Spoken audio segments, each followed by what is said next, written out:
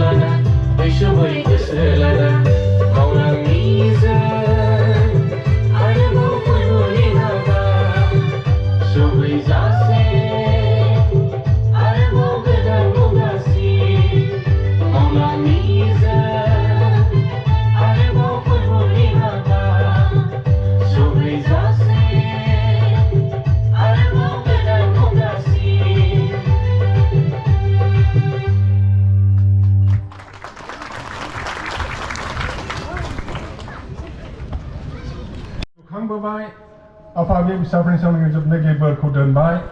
आरो गमामायैनो जों नुनो मोनदों आफा जाय बिथां फाउन्डार दिनै जोंनि मोखाङाव जों नुजादों आफा बिथांमोननि जे जिउ जारिमिन बे मण्डलिखौ लुखांनायजों लोगोसे प्रभु न'खरनि गथ' गथाय गावनि संसार जानाय गासैयावबो नोंनि बोरजों बिथांमोना दिनै लुखांजानायखौ बिथांमोना मोननो हाबाय आफा गमामायैनो प्रभु नोंनि शास्त्र बुंनाय बायदि नोङो जोंखौ लुखांबाय आरो जोंखौ नोङो बोर होबाय आफा इसोर प्रभु दिनै जोङो बे गल्डेन जुबलिनि नामाव जि बिजाबखौ जों बेखेवबाय आफा बे बिजाबखौ जों साफ्रोमबो फरायनानै प्रभु जोङो जाहाथे बिथांमोननि मावबोनाय जे मावनाय जे खामानि बेफोरखौ जोङो आफा जों हामबायनो हायो बेबायदिनो जों साफ्रोमनि सायाव बोर होदो आफा इसोर प्रभु बे प्रग्रामखौ नोङो जागायनिफ्राय जोबजासे नोङो जोंजों लोगोसे थानाय नोङो सहाय खालामदो बेखौनो बिदिनो जिसुनि मुङै आमेन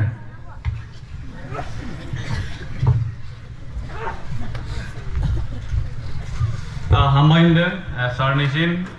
जोंनि जे बिसम्बि सबिनिर बेखौ बेखेवना होलांनायनि थाखाय लोगो लोगोनो जोंनि जे बिसम्बिखौ सुजुगिरि नायलां बसुमतारी बिथांखौ जोंनि जे मण्डलिनि जे जारिमिन बे जारिमिनखौहाय फरायनानै होफैनो थाखाय आङो खावलायहरबाय आरो बेजों लोगोसेनो आङो जोंनि गोथां इसोरखौ हामबाय होयो जे दिनैहाय जोंनि जयपुर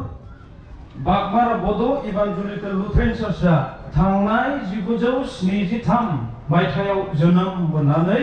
बे 2023 मायथाइसिमाव बेबायदिनो जोङो 50 बोसोर जालांबाय सनाथि बोसोर जाबाय दा बे थांनाय बोसोरफोराव इसोरा जोंखौ बेबायदिनो गावनि फोथायजाथाव जानायखाय आरो जोंखौहाय बेबायदिनो फेथफुलै बे जोंखौहाय जोथोन लानानैहाय बे समसिम दैदेननानै लाबोबाय आं बिनि थाखायनो जोंनि गोथां इसोरखौ हामबायनोसै आरो बेजों लोगोसे बेबायदिनो जोंनि गेजेराव बिदिनो गेदेर रंजामाखौ दिनै जोंनि जयपुर बागमारावहाय जोङो मोगथां महराव मोननो हाबाय आरो बेजों लोगोसे जोंनि गाहाय आलासि बिथांखौबो हामबाय होयो आरो बेजों लोगोसे माननि आलासिफोर आरो बेजों लोगोसेनो हामबाय होनो गोसो जादों बेबायदिनो आगुआव मावलांनाय इभान्जेलिस्टफोर जिखुनु जाया इसोरनि खामानि मावग्राफोर बे जयपुर बिएलसिनि सिङाव थानानै मावनायफोर आं बिथांमोन साफ्रोमखौबो हामबाय होयो आरो बेजों लोगोसेनो आङो हामबाय होनो गोसो जाबावो जे गुबुन गुबुन जोंनि बिएलसि मण्डलनिफ्राय सफैनाय साफ्रोमखौबो आङो हामबाय होयो आरो बेजों लोगोसे गुबुन गुबुन मण्डल डिनोमिनेसननिफ्राय फैनाय बिथांमोनखौबो आङो हामबाय होयो दिनैहाय जारिमिनखौ आङो सुंद'यै नोंथांमोननि गेजेराव बुंनो सानबाय आंनोहाय 15 मिनिट्सखौहाय होनाय जादों अब्लाबो आङो बुंनो सानबाय आङो सासे हिस्ट'रियानबो नङा जारिमिन लिरगिरिबो नङा अब्लाबो आंनि जि नलेज दङ जि रोंगौथि दं बेखौनो बाहायनानै लिरनाय जाबाय दा बेनिखायनो आङो सुंद'यै बुंलांनो सानबाय जयपुर बागमारा बड' इभान्जेलिकेल लुथेरान चार्चआ बियो लुथारेननि सानथौ सानस्रि आरो मावथांखिफोरखौ बिथा खालामनानै बे मण्डलिया जोनोम जादों आरो बेजों लोगोसेनो बे मण्डलिया पियरलि लुथारेन टेनेट्स एबा लुथारेन डक्ट्रिनजोंहाय बियो मोनसे कन्ट्रल खालामजानाय मोनसे बडि बे मोनसे ग्रुपजों फैनाय बे मण्डलिया आरो बेजों लोगोसेनो बे मण्डलिया इन्ट्रडक्सनखौ आं होग्रोबाय बे मण्डलिया मा ग्रुपनि आरो बेबायदिनो बे मण्डलिया गोबां बेबायदिनो रिजारेक्सन सिखांफिननायखौ प्रतिसुनि सिखांफिननायखौ फोथायो जिसु ख्रिस्टनि फैनायखौ फोथायो आरो बे मण्डलिया चाइल्ड बाप्तिजमखौ फोथायो आरो बे मण्डलिया मिलेनियाम किंडम रापचार ट्रिबुलेशन पिरियड जाजमेन्ट बोथ बिलिभार्स एन्ड आनबिलिभार्स बे डक्ट्रिनखौ फोथायो आरो आङो थांनो सानबाय अरिजिन अफ द चार्च माने जोंनि गिर्जानि जागायजेन्नाय जोंनि गिर्जा जयपुर बागमारा बड' इभान्जेलिकेल लुथेरान चार्चआ बेबायदिनो बे दानि आथिखालनि चिरां डिस्ट्रिक्टनि सिङाव थानाय इन्दु भुटान बर्डार खाथियावहाय बेबायदिनो 30 to 35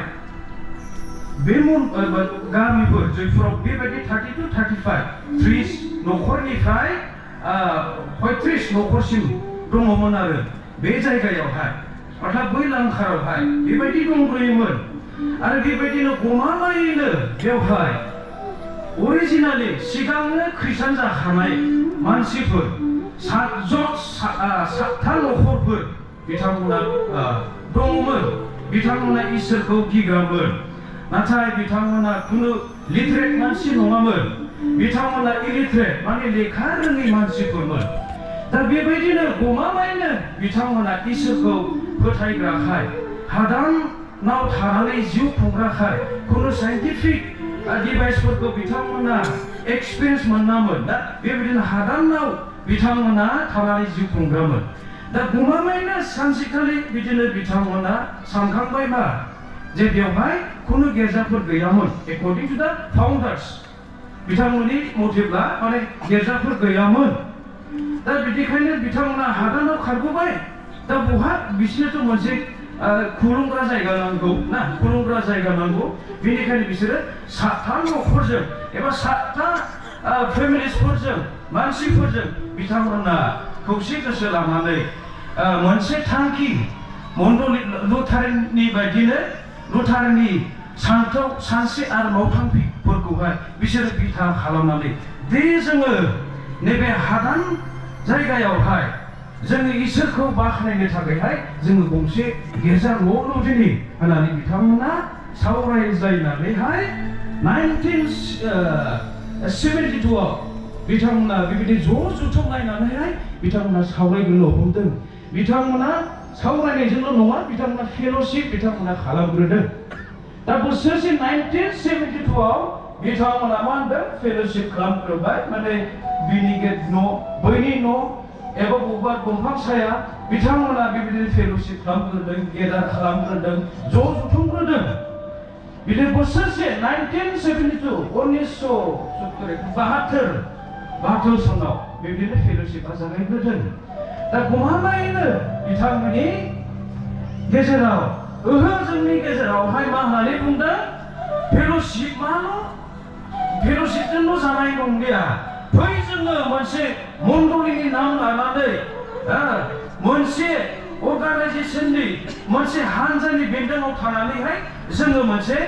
बेबायदिनो मण्डली लुखांलांदिनि होननानै बिथांमोना सानदों 1972 आव दा गमामायैनो बिथांमोना 1973 आवहाय 1972 सनाव बिथांमोना जयैनो 7 न'खर आरो बेबायदिनो